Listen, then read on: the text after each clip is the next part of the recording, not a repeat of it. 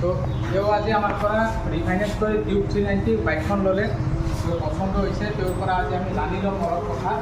তুমি এখন গাড়ী ল'লা, কেনে পালা গাড়ীখন? চলাই মেলি কেনেকুৱা পালা? ৰানিং চানিং ঠিকে আছে গোটেইখিনি? ঠিকে আছে।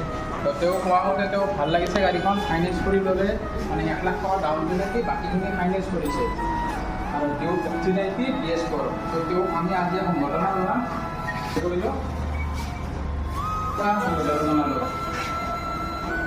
আৰ লগত গাড়ীখনৰ ফালৰ আমি ডিলাৰৰ পৰা হেলমেট এটা তেওঁক গিফ্ট কৰিলোঁ।